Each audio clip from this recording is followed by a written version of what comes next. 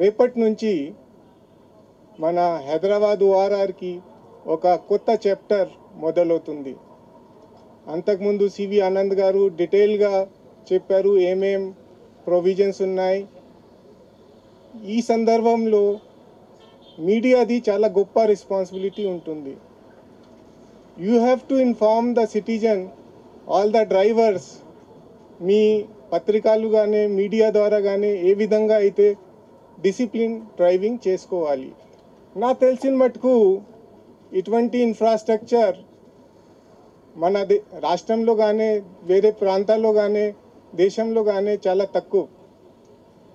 First time కంట్రీలో maximum limit, minimum limit అదే notification issue చేయడం జరుగుతుందండి.